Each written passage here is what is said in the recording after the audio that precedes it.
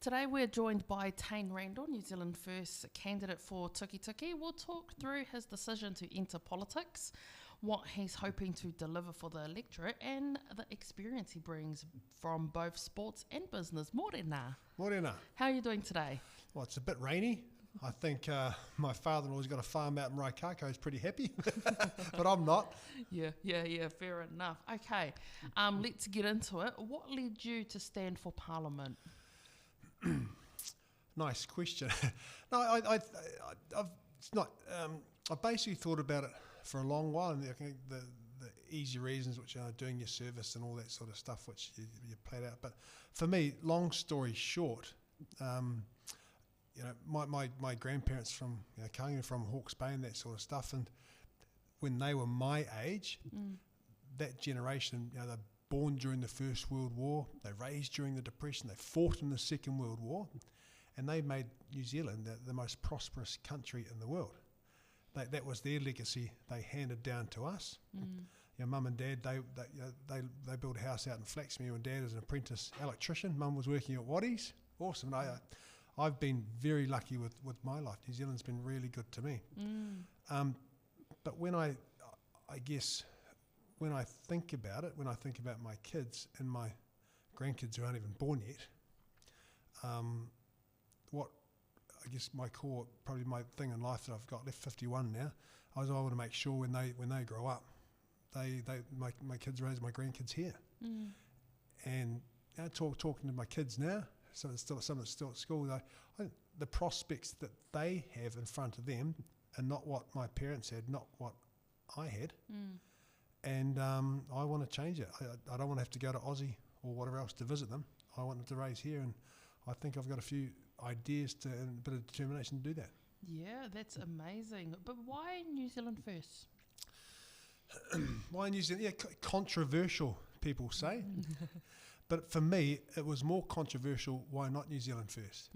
I think over the last, certainly the last 40 years that I can remember, as I say, we got handed the best country in the world by our grandparents.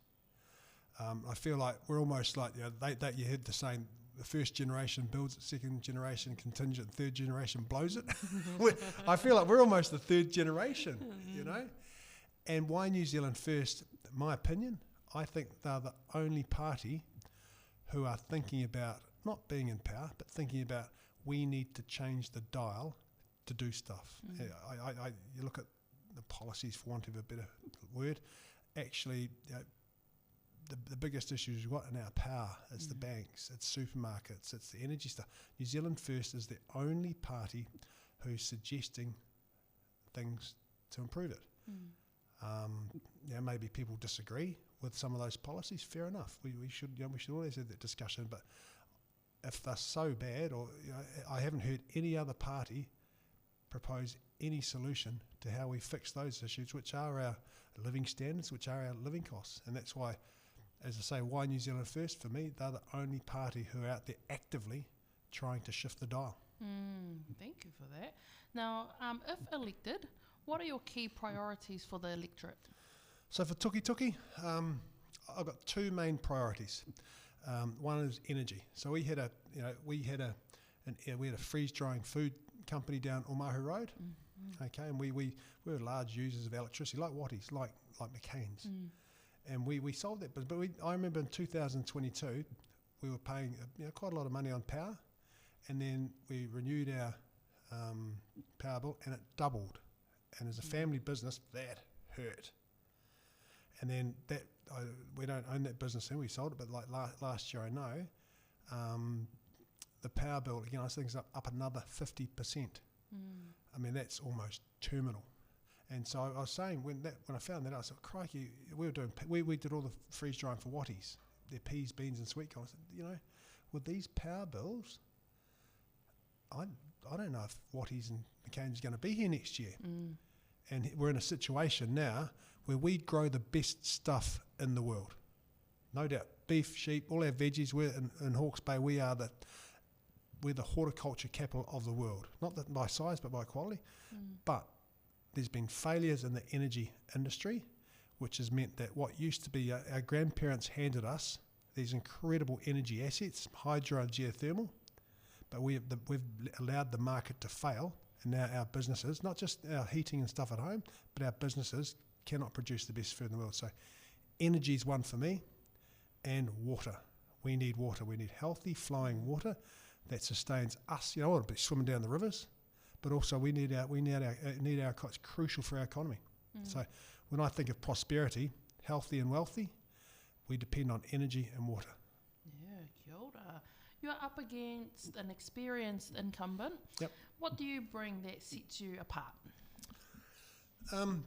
So a lot of people know me for a rugby player, and fair enough. I was blessed. I got to play rugby professionally. Yeah. Well, I started rugby first class as amateur. By the time I finished my university career, we were getting paid to play for the All Blacks. I mean, it was a dream to play. So, and I just had if I got given this same chance again, I'd do everything the same. But that's 20 odd years ago now. In the meantime, I've worked. I went to university, I have a law degree and a commerce degree in economics. I've worked in the London energy markets. We came here, did a lot of carbon credit stuff, I think over 400 Māori land blocks. And then so we finished my career commercially as we had a family-owned freeze-drying business, and we were exporting premium food to the world. So I think I've got a wee bit of business acumen and a wee bit of governance stuff as well. So, you know, the airport, a couple of other companies too. So bringing that to the I guess the electorate compared to I guess some of the others. Yeah. If New Zealand First is in government by the next elections, would you consider a ministerial role if it was offered? Oh, I definitely would. Yeah. And but the thing is, I think every MP thinks they should be a minister. Yeah. If not the Prime Minister. I'm very new to this, but that's what I've found is that people go into this. It's like playing rugby. When you play rugby and you have aspirations, you want to be the All Black captain, or worst case, an All Black. And I think the same as when politics, everyone goes in aspirations about what they want to do, how to change things, and all the rest of it. Not everyone gets that chance, but there's no point in going in if you're not going to win, so to speak. Now, as you said, you're known for your rugby, but your experience goes further than that, including Kahungunu Asset Holding Company and work across business, energy and fishing. How have those roles shaped your thinking? I think when I finished playing rugby, that I got to pretty top level, but it's pretty singular. Glad I did it. And I finished when I was 30 and moved into the commercial world, and it does bring a different aspect to how you think. I guess when you're in business, when you've got your own business or you're looking after other people's businesses, you learn.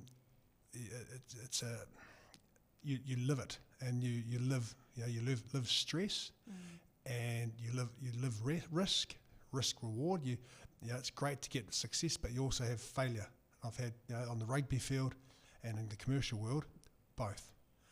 I think one of the things I can do in Parliament, if elected, is to bring that skill set of entrepreneur risk taking, which is a lot different to people who you can't get that experience by reading it in a book, and that's what I think I can bring that to Parliament. Okay, last one that's like one of the most serious ones.